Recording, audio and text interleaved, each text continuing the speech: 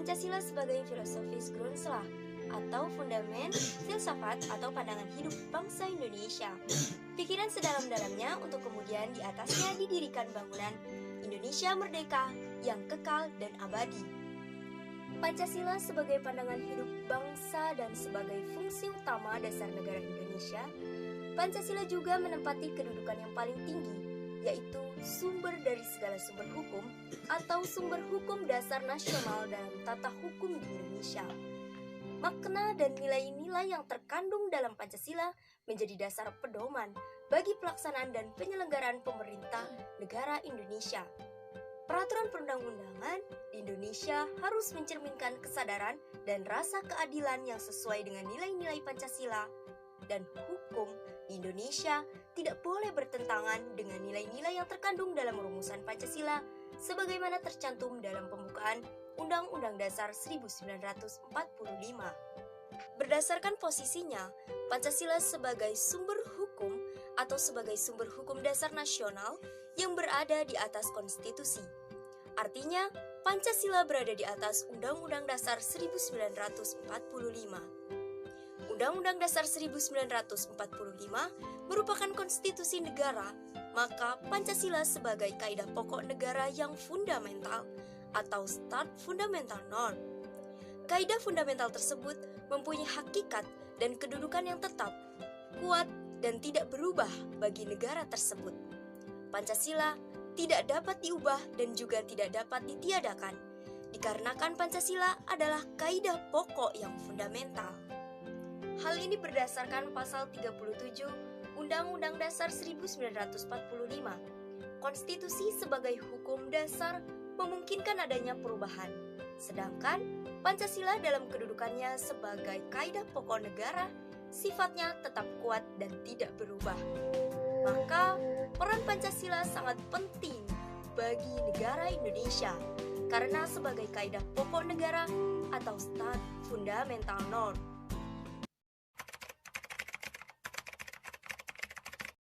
Nah, yang dimaksud modal sosial di sini adalah sumber daya yang dimiliki oleh masyarakat dalam bentuk norma-norma atau nilai-nilai yang memfasilitasi dan membangun kerjasama melalui jaringan interaksi dan komunikasi yang harmonis dan kondusif.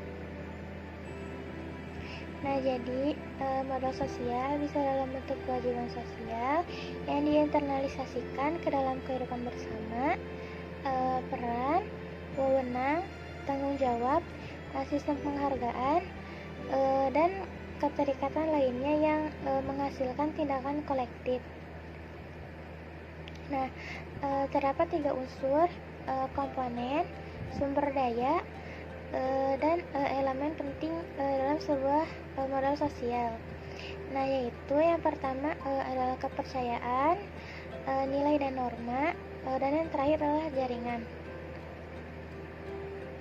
Nah, selain unsur-unsur, modal sosial juga mempunyai fungsi, yaitu yang pertama sebagai alat untuk menyelesaikan konflik yang ada di dalam masyarakat. Yang kedua, memberikan kontribusi sosial tersendiri bagi terjadinya integrasi. Yang ketiga, membentuk solidaritas sosial masyarakat dengan pilar kesukarelaan. Nah, yang keempat, membangun partisipasi masyarakat, dan yang terakhir membangun pilar demokrasi.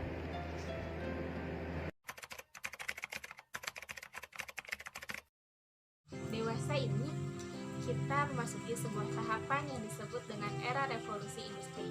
Era ini secara fundamental telah mempengaruhi aktivitas atau tingkah laku manusia, baik itu gaya hidup, cara berpikir, bahkan cara berinteraksi antar manusia. Fenomena revolusi industri telah mendisrupsi berbagai bidang dalam aspek kehidupan, tidak hanya dalam skup ilmu pengetahuan dan teknologi saja, tapi juga ekonomi, politik, bahkan sampai kepada aspek sosial dan budaya masyarakat. Implikasi perubahan tersebut dapat kita lihat dalam lanskap kehidupan masyarakat Indonesia sehari-hari. Namun, revolusi industri ini tidak hanya berdampak positif, tapi juga menjadi suatu ancaman terhadap keutuhan Pancasila sebagai penguat modal sosial bangsa Indonesia. Realitas tersebut harus direspon secara cepat dan tepat oleh pemerintah dan masyarakat Indonesia. Mengapa? Agar dampak negatif dari revolusi industri terhadap masyarakat dapat direduksi atau bahkan dinihilkan.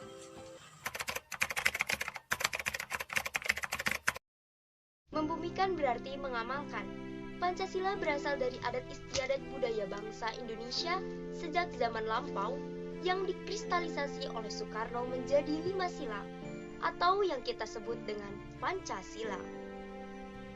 Membumikan nilai-nilai Pancasila tidak hanya dilakukan pemerintah, aparat negara, maupun anak-anak muda saja, namun seluruh warga negara Indonesia.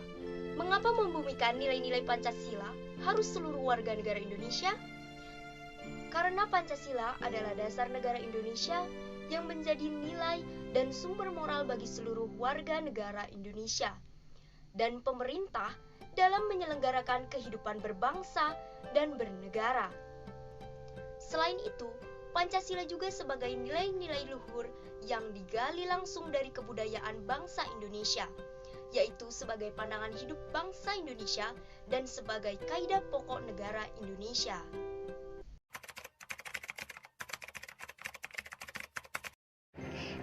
Nah, contohnya yaitu bagaimana Pancasila disebarkan tidak lagi sebagai dogma, melainkan Pancasila sebagai ideologi yang membutuhkan perangkat nasionalisasi dan harus bisa diterjemahkan ke dalam model-model narasi yang sesuai dengan karakter utama pada era revolusi industri ini.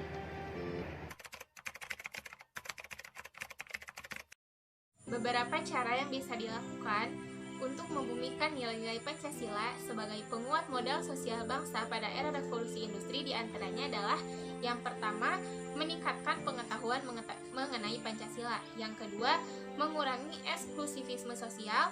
Yang ketiga, mengurangi kesenjangan sosial. Yang keempat, meningkatkan sumber daya manusia yang unggul yang berpedoman sesuai dengan nilai-nilai Pancasila. Dan yang terakhir adalah menjaga eksistensi Pancasila sebagai dasar ideologi negara. Lalu, sebagaimana yang kita ketahui bersama bahwasanya dewasa ini para peserta didik, baik itu siswa maupun mahasiswa, tidak bisa terlepas dari yang namanya handphone atau gawai. Nah, hal ini sebenarnya tidak hanya berdampak negatif, tapi juga bisa berdampak positif jika para pendidik, baik itu guru maupun dosen, bisa memanfaatkannya dengan baik untuk menjaga eksistensi Pancasila sebagai penguat modal sosial bangsa, yakni dengan cara menciptakan metode pembelajaran yang kreatif yang memungkinkan para peserta didik tersebut menggali lebih dalam mengenai Pancasila sebagai modal sosial penguat bangsa Indonesia pada era revolusi industri.